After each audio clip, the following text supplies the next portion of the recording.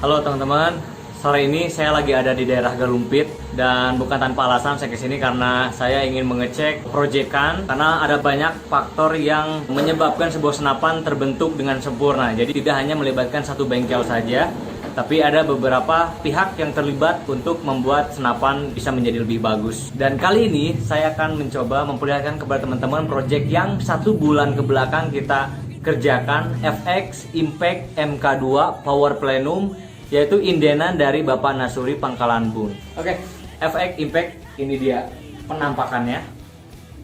Wow.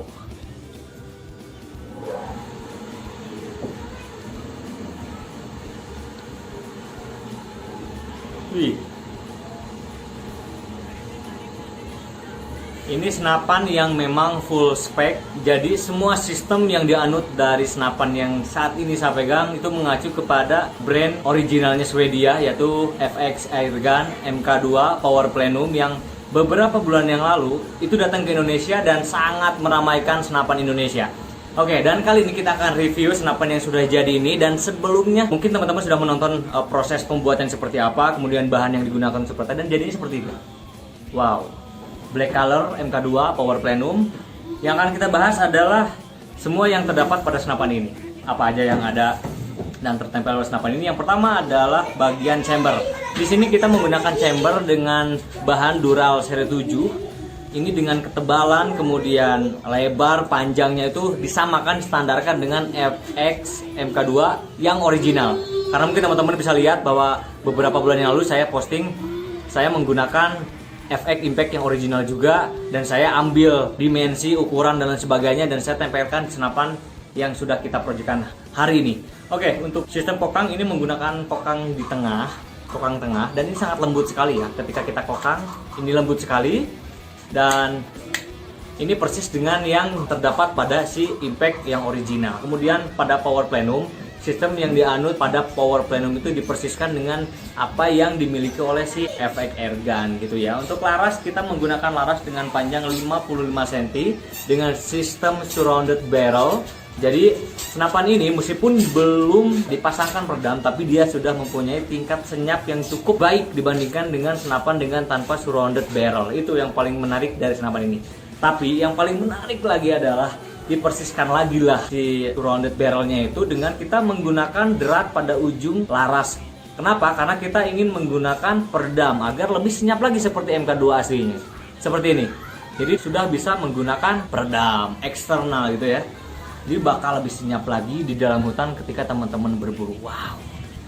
Nah, kemudian untuk trigger ini sangat smooth action trigger. Jadi sangat lembut sekali. Jadi banyak juga teman-teman yang request, Mas Syarto bikin FX Impact itu dia triggernya bisa lembut nggak sih? Bisa banget. Kayak FX Impact MK2 yang originalnya. Kita coba dengarkan suaranya dan rasakan sensasi trigger yang smooth action trigger. Coba kita dengarkan. Kokangannya cukup lembut. Kemudian kita coba tembakan. Sangat lembut. Ini ngokang saya pakai jari satu aja seperti ini. Ini udah terkokang saking lembutnya. Kemudian kita coba pelan-pelan untuk triggernya seperti ini. Ini ringan banget, jadi nggak mengganggu ketika konsentrasi teman-teman membidik itu nggak terganggu oleh getaran yang dihasilkan oleh si tangannya itu sendiri seperti itu. Kemudian untuk tabung, kita menggunakan tabung karbon China. Jadi banyak tabung yang masuk ke Indonesia. Yang pertama ada tabung karbon Korea, itu yang betul-betul disuplai oleh Korea untuk senapan di Swedia, FX Airgun. Tapi kalau ini kita menggunakan versi China-nya karena keterbatasan budgeting gitu ya. Tapi teman-teman tenang aja, ini sudah mempunyai standar dan sudah bagus sekali. Kemudian sistem yang terdapat pada senapan ini adalah sudah menggunakan sistem magazine juga.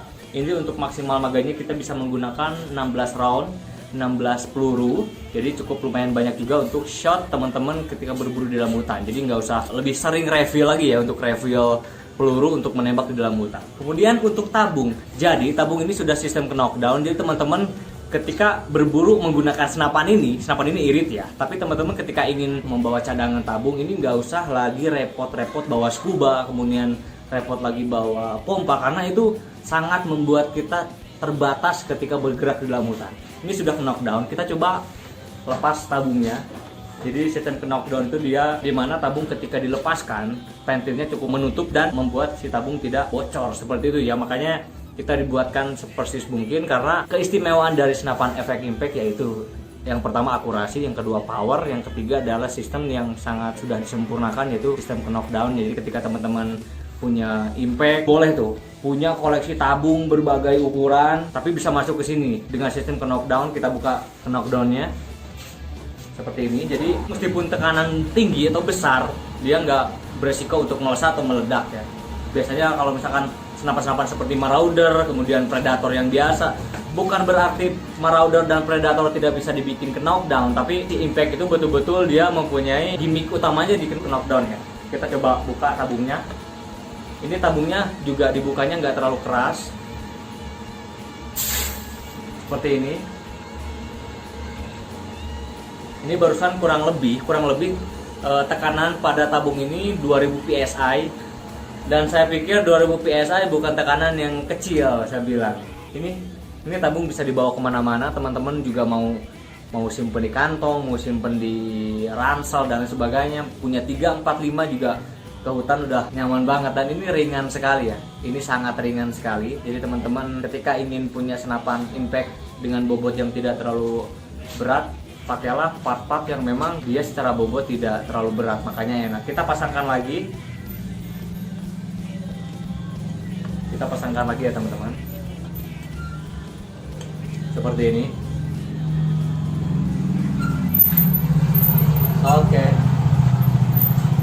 Oke, jadi ini sudah terpasang. Jadi pas proses pemasangan dia sama sekali tidak ada angin yang keluar. Jadi pas ketika angin keluar itu ketika dia dilepas, dan itu pun hanya sedikit, jadi sangat efektif sekali. Kita coba tembakan ketika barusan kita sudah ini ya.